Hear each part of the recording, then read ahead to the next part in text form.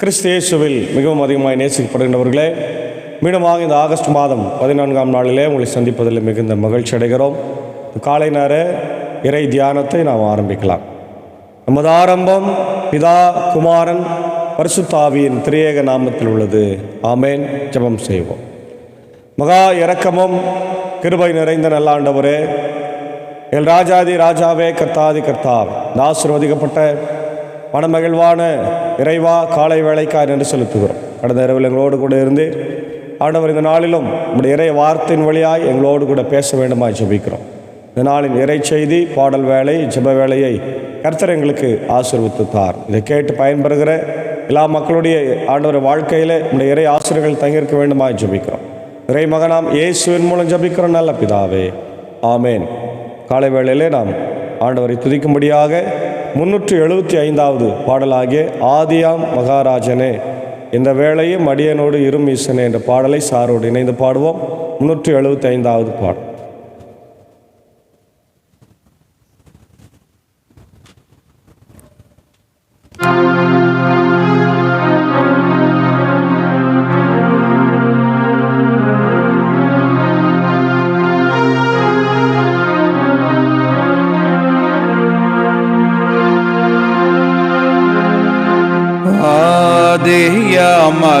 மகராஜனே எந்த வேளையும் அடியேனோடிரும் மீசனே, ஆதியா மகராஜனே எந்த வேளையும் அடியேனோடிரும் மீசனே, தேதில்லா சருவேசம் தேசூரும் பிரகாச, தேதில்லா சருவேசம் தேசூரும் பிரகாச, பாதகன் யான் மிகு பலவீனனானதால்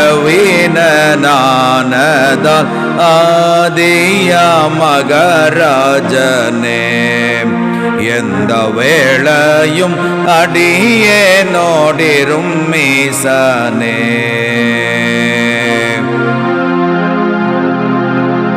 பாவே பலனாலயனே நின்றாலேனை பகைவர் ஜெயிப்பார் மெய்யனே, தேவா துணை நீரையனே சிறியனிடம் சேர்ந்தே வசியும் துய்யனே, மேவும் தஞ்சமெனக்கு வேண்டும் காவலன் நீரே, மேவும் தஞ்சமெனக்கு வேண்டும் காவலன் நீரே, சாவு வரையும் என்னை தாங்கி அரவணையும் ஆதியா மகராஜனே எந்த வேளையும் அடியேனோடிரும் மீசனே,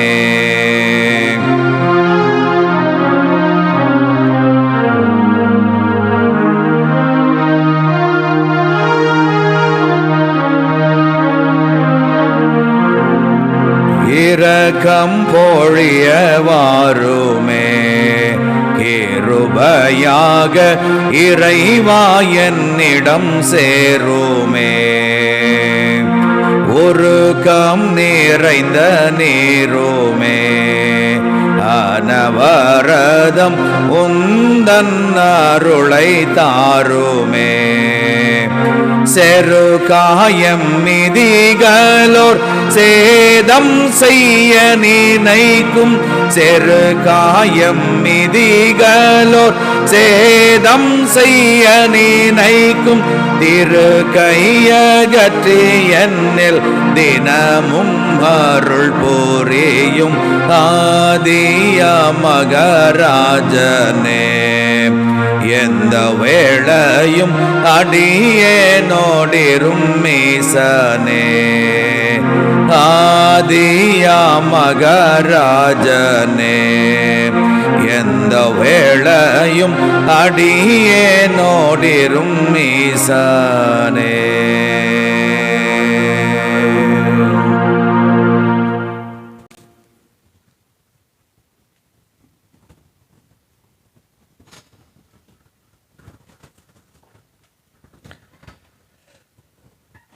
இயேசு கிறிஸ்துவில் மிகவும் அதிகமாக நேசிக்கப்படுகின்றவர்களே, மீண்டுமாக உங்கள் யாவரையும் இறைமகனாம் இயேசுவின் திருப்பெயராலே இந்த ஆகஸ்ட் மாதம் 14ஆம் நாளிலே சந்திப்பதில் மிகுந்த மகிழ்ச்சி அடைகின்றோம். காலை வேளையிலே தியானிக்கும்படியாக எடுத்துக்கொண்ட கடவுளுடைய வார்த்தை அது எபிரேயர் 11ஆம் அதிகாரம் 1 முதல் 12 வசனங்களில் இருக்கின்ற இறை வார்த்தைகள். என்னுடைய தலைப்பு நம்பிக்கையின் மேன்மை. நம்பிக்கையின் மேன்மை. பிரியமானவர்களே, நம்முடைய கிறிஸ்தவ வாழ்க்கையில் மிக முக்கியமான ஒன்று நம்பிக்கை, விசுவாசம். நம்பிக்கை இல்லாமல் ஆண்டவருக்கு பிரியமாய் இருக்க முடியாது என்று இதே பகுதி 6ஆம் வசனத்தில் நாம் வாசிக்கிறோம். நம்பிக்கையினாலே அன்றி எவரும் கடவுளுக்கு உகந்தவராய் இருக்க இயலாது. ஏனெனில் கடவுளை அணுகி செல்வோர் அவர் இருக்கிறார் என்பதையும் அவரை தேடி செல்வோருக்கு தக்க கைமாறு அளிக்கிறார் என்பதையும் நம்ப வேண்டும் என்று இங்கே எபிரேயருக்கு எழுதின ஆக்கியோன் நமக்கு சொல்லுகிறதை பார்க்கிறோம்.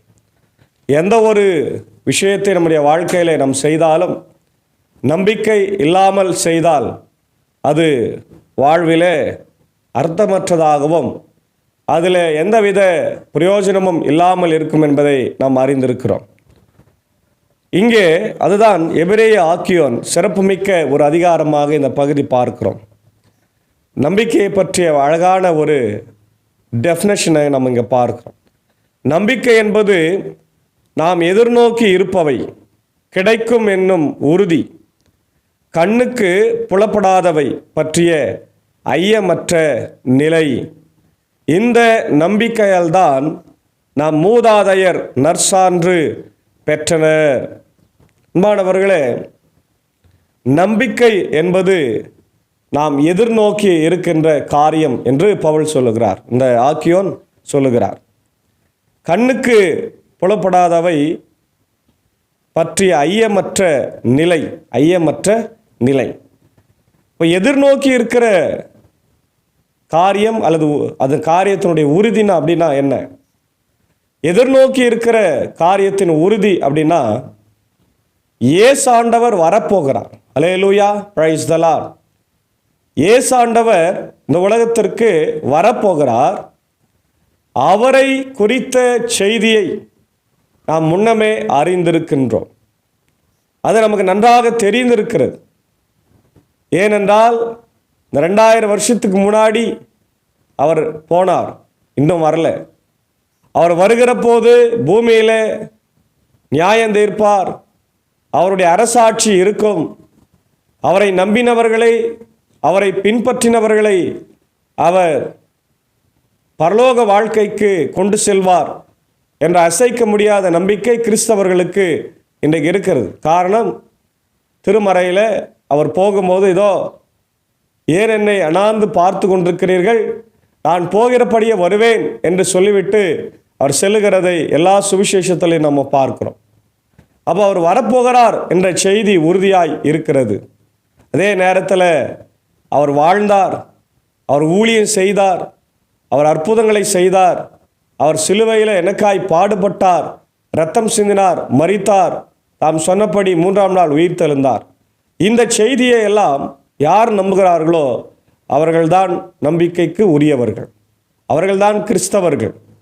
இல்லையா? வெறும் நான் கிறிஸ்தவனாக இருக்கிறேன் என்று இயேசுவினிடத்தில் வர முடியாது. அவரை நம்ப வேண்டும். அவர் எனக்காய் வந்தார், இந்த உலகத்தில் எனக்காய் பிறந்தார், எனக்காய் வாழ்ந்தார், எனக்காய் பாடுபட்டு மரித்தார் என்று யார் நம்புகிறார்களோ அவங்களுக்கு எல்லாருக்கும் அவர் சாதி, மதம், இனம், மொழி பேதமின்றி அவர்களை ஆண்டவர் ஏற்றுக்கொள்ளுகிறார், அவர்களை ரட்சிக்கிறார், ஆசீர்வதிக்கிறார். அதனால்தான் இந்த நம்பிக்கையில்தான் நம்முடைய முன்னோர்கள், அதாவது வேதத்தில் காணப்படுகிற ஆபிரகாம், ஈசாக்கு, யாக்கோபு, இவங்க எல்லாருமே நற்சாட்சி பெற்றார்கள் என்பதை இந்த ஆக்கியோன் இங்கே சொல்லுகிறார். பாருங்கள், உலகம் முழுமையும் கடவுளின் சொல்லால் உருவாக்கப்பட்டது என்றும் காணப்படாது என்று காணப்படுகிறவைகள் உண்டாயின என்றும் நம்பிக்கையிலே புரிந்து கொள்ளுகிறோம். பாருங்க, ரொம்ப அழகாக ஆரம்பிக்கிறாரு. இந்த உலகம் நம்பிக்கையினால் தான் உண்டாக்கப்பட்டது. வார்த்தை கடவுள் எல்லாவற்றையும் உண்டாகுக என்று சொன்னார், உண்டாயிற்று, அவ்வளோதான். வேற அவர் கையில் எடுத்து எப்படி மனுஷனை களிமண்ணால் படைச்சார் அப்படியெல்லாம் உலகத்தை அவர் படைக்கலை. வெறும் வார்த்தையினாலேயே அவர் உண்டாக்கினார். நம்பிக்கையினால்தான் ஆபேல் காயினுடைய பலியை விட மேலான பலியை கடவுளுக்கு செலுத்தினார். அதனால் அவர் நேர்மையானவர் என கடவுளிடமிருந்து நற்சான்று பெற்றார். அவருடைய காணிக்கைகளை குறித்து கடவுளே சான்று பகர்ந்தார். இறந்து போன போதிலும் இந்த ஆபேல் நம்பிக்கையின் மூலம் இன்னும் பேசிக்கொண்டே இருக்கிறார். ரொம்ப அழகா சொல்றார் பார். முதல் குடும்பத்தில் வந்த ஆபேல், காயின் ஆபேல் காணிக்கை செலுத்த ஆண்டவருக்கு அவங்க போகும்போது காயின் தோட்டத்தில் விளைந்த கெட்டுப்போன காய்கறிகளை அவன் ஆண்டவருக்கு கொடுத்தான். அப்போ ஆண்டவருக்கு கொடுப்பதில் மனம் இல்லை. மனம் இல்லாதனால, விசுவாசம் இல்லாதனால, நம்பிக்கை இல்லாதனால அவன் கெட்டு போனதை கொடுத்து ஆண்டவரிடத்திலிருந்து ஆசீர்வாதத்தை இழந்து போனான். ஆனால் ஆபேல் நம்பிக்கை மிகுந்து காணப்படுவதனால அவன் தன்னுடைய ஆட்டு கிடாக்களில் ஒன்றை எடுத்து, கொழுத்த ஆடு ஒன்றை எடுத்து அவன் காணிக்கை கடவுளுக்கு நம்பிக்கையோடு கொடுத்தான். கடவுள் அந்த நம்பிக்கையை ஆசீர்வதித்தார் என்று நாம் பார்க்கிறோம். அவர் ஏற்றுக்கொள்ளுகிறார்.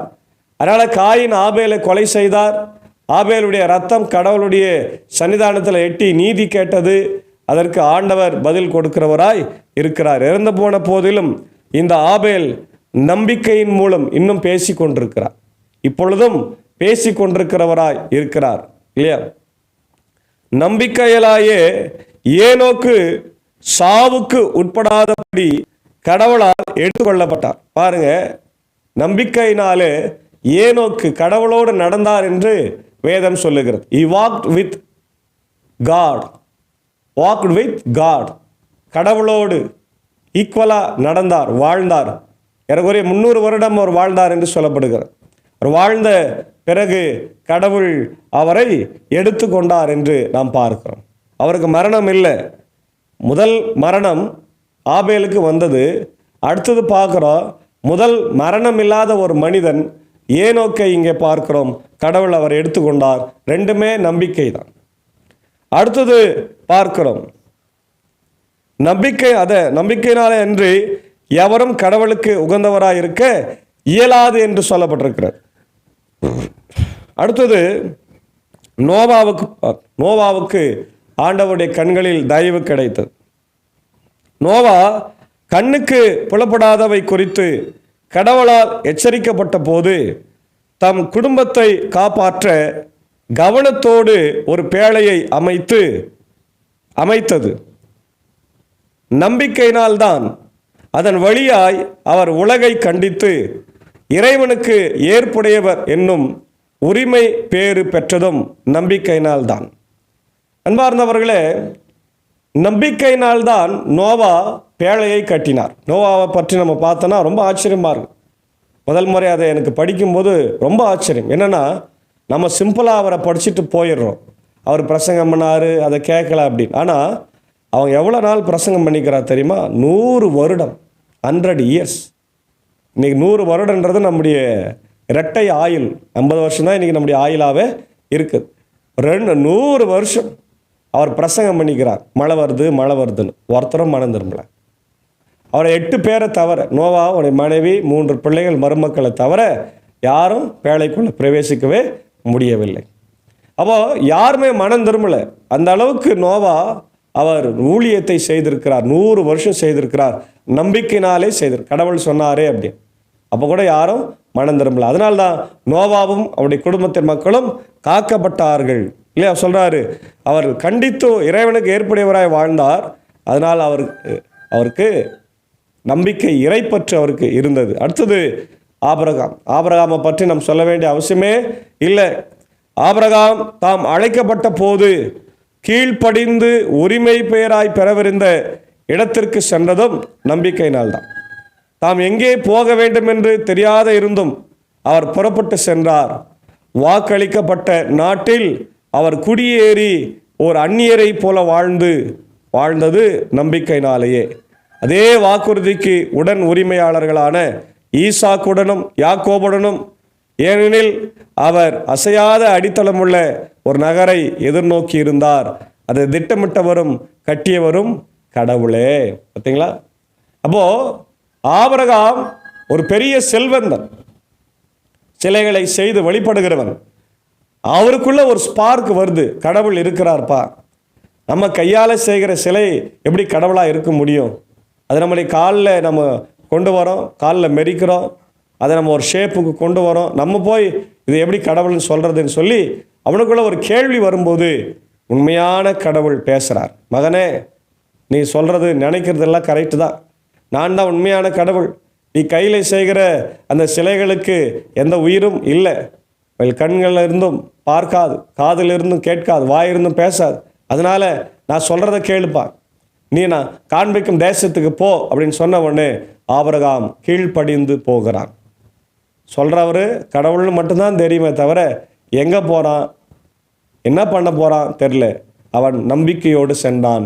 கடவுள் அவனுக்கு எதிர்நோக்கி இருக்கிற ஒரு வாழ்வை கொடுக்கிறார், பரலோக வாழ்க்கை. ஹல்லேலூயா, பிரைஸ் தி லார்ட். அடுத்தது அந்த நம்பிக்கையினால்தான் ஈசாக்கை பெறுகிறான். ஈசாக்குக்கு யாக்கோபு அவருடைய பிள்ளைகள் பெறுகிறார்கள். யாக்கோபுக்கு 12 பிள்ளைகள் பெறுகிறதை, இஸ்ரவேல் தேசமாய் அது உருவாக்கப்படுகிறதை நம்ம இந்த பகுதியில் அதான் சொல்கிறோம். ஆபிரகாம் வயது முதியவராய் இருந்தபோது சாரா கருவுற்று இயலாதவராகும் இருந்த போதிலும் அவர் ஒரு தந்தையாதவருக்கான ஆற்றல் பெற்றதும் நம்பிக்கையினால்தான். ஏனெனில் வாக்களித்தவர் நம்பிக்கைக்குரியவர் என அவர் கருதினார். பார்த்தீங்களா? வாக்களித்தவர் நம்பிக்கைக்குரியவர். உடல் செத்து போயிற்று, உதிரம் நின்று போயிற்று. 90 வயது, ஆபிரகாம் 100 வயது. ஒன்றுமே செய்ய முடியாதபடியான ஒரு சூழ்நிலை அவர்களுக்கு இருந்தது. ஆனாலும் கடவுள் சொன்னால் நடக்கும். ஆமென், அல்லேலூயா. இந்த காலை நேரத்தில் பிரியமான தேவனுடைய பிள்ளைகளே, நம்ம எல்லாருக்கும் விசுவாசம் இருக்கிறது. ஆனால் ஆண்டவர் எதிர்பார்க்கிற விசுவாசம் இருக்குதா? நம்முடைய விசுவாசம் மலைகளை பெயர்த்து கடலில் போய் விழு என்று சொல்ல முடியுமா? மரத்தை பெயர்த்து நீ கடலில் நடப்படுவையாக என்று சொல்ல முடியுமா? நம்முடைய விசுவாசம் பெரிதா இருக்கிறதா? நம்முடைய விசுவாசம் இந்த உலகத்தை ஜெயிக்கிறதா இருக்கிறதா?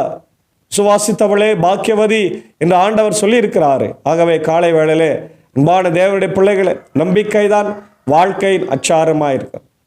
இன்றைக்கு மாட்டு வண்டியை பார்க்குறோம் இல்லையா? மாட்டு வண்டிக்கு எது முக்கியம்? எல்லாம் முக்கியம். ஆனால் முக்கியமானது அச்சாணி தான்.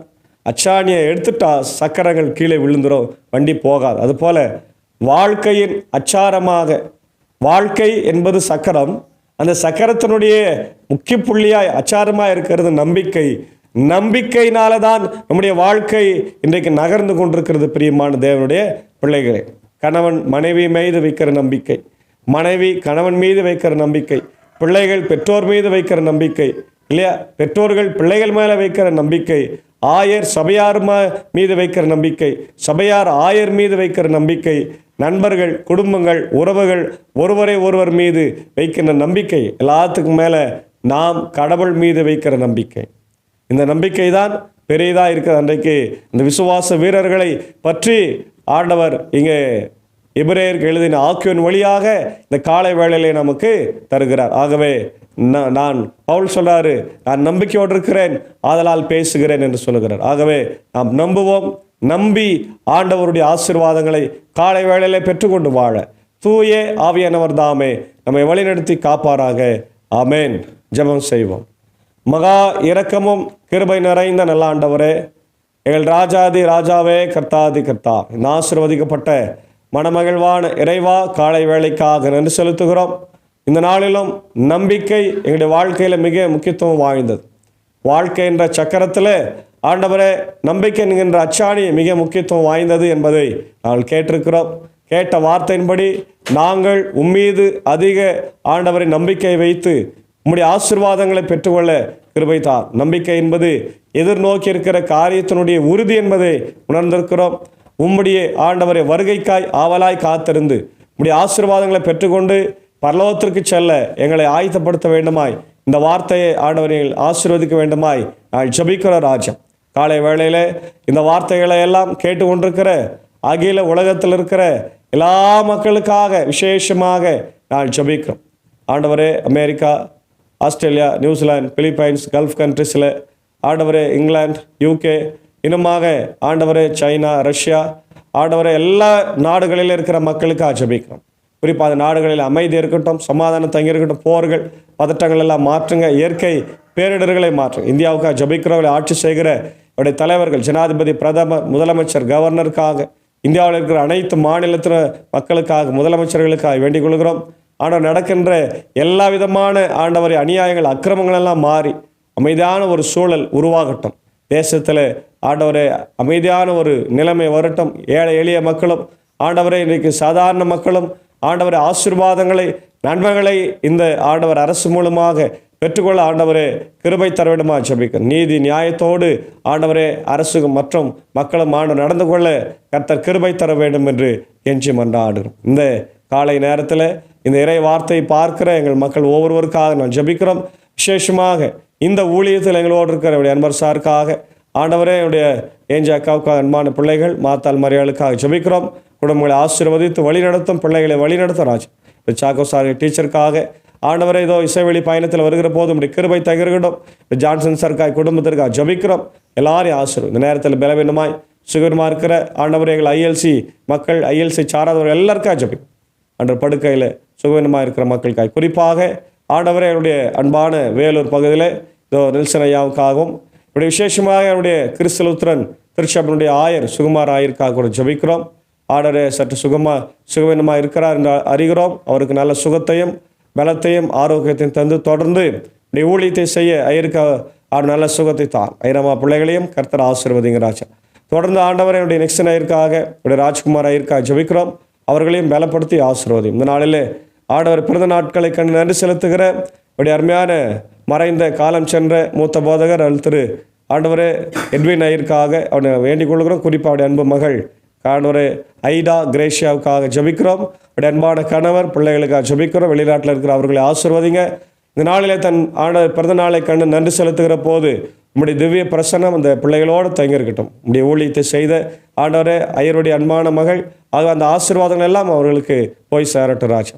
இதே போல என்னுடைய ராஜகோபால் நகர் சோழூர் பகுதியைச் சேர்ந்த அன்பான சகோதரன் திரு தேவ அசோக் அவர்களுக்காக, அவருடைய அன்பு மனைவி திருமதி ஜான்சி ஆண்டவர் அசோக்காக ஜெபிக்கிறோம். அன்பான பிள்ளைகளை ஆசீர்வதிங்க. அந்த சோழூர் பகுதியில் திருச்சபையில் ஆண்டவர் ஊழியத்தை ஆண்டவரை தொடர்ந்து தாங்கி செய்கிறவர்கள் உடைய கிருபை அவர்களோடு கூட தங்கியிருக்கட்டும். மகள் பிறந்த நாளில் உடைய கிருபை தங்கியிருக்கட்டும் ராஜா. பிள்ளைகளை ஆசீர்வாதிங்க, வழி நடத்துங்க, தேவைகளை சந்திங்க. தொடர்ந்து இந்த நாளின் ஆண்டவரை பணிகள், பயணங்களை எங்களுக்கு ஆசீர்வாதத்தை தர வேண்டுமா ஜெபிக்கிறோம். இப்படி இந்திய சுவிசேஷ லுத்தரன் திருச்சபை, 3 சபை சங்கங்கள், போதகர்கள், ஊழியங்கள், பொறுப்பாளர்கள், விசேஷமாக என்னுடைய ஸ்தாபனங்கள், பள்ளிக்கூடங்கள், சிறப்பு பள்ளிக்கூடங்கள், என்னுடைய ஆண்டவர் வேதஸ்தா மருத்துவமனைக்காக ஜெபிக்கிறோம். சீக்கிரம் ஆண்டவர் திறக்கும்படியான சூழ்நிலைகளை தேவன் உருவாக்கி தர வேண்டுமா ஜெபிக்கிறோம். குறிப்பாக நாளை தினத்தில் ஆண்டவர் இந்தியா முழுக்க நாங்கள் 78வது ஆண்டவர் இந்திய சுதந்திரம் பெற்றது நினைவு கூற இருக்கிறோம். ஆண்டவரை எந்த ஒரு இடத்திலும் அசம்பாவிதங்களும் தீவிரவாத சக்திகளும் ஆண்டவர்களை தாக்காதபடி, அணுகி கொள்ளாதபடி இரத்த கோட்டைகளாக எங்கள் ஆண்டவர் தலைவர்கள் எல்லாம் நீர் காத்தருளும். இந்த நேரத்தில் சுதந்திரக்காக உழைத்த ஆண்டவர் எல்லாருக்காக நான் ஆண்டவரை வேண்டிக் கொள்கிறோம். அவர் நினைவு கூறுகிறோம். அவர்களுக்கு மரியாதை செலுத்துகிறோம். நாங்களும் கொண்டாடி இந்தியா எங்களுடைய தாய் திருநாடு, இப்படி தேசம் என்பதை உணர்ந்து நாங்கள் நன்றி சொல்ல கர்த்தர் கிருபை தார். இந்த காலை வேளையில் இதை கேட்டுக்கொண்டிருக்கிற ஒவ்வொருவரையும் கர்த்தர் ஆசீர்வதி ராஜா. துதி கன மகிமை உமக்கே செலுத்துகிறோம். இறை மகனாம் இயேசுவின் மூலம் ஜெபிக்கிற நல்ல பிதாவே, ஆமேன். எல்லாம் வல்ல இறைவன், தந்தை, மகன், தூயாவின் ஆசீர்வாதங்கள் நம்மோடு கூட இருப்பதாக. ஆமேன்.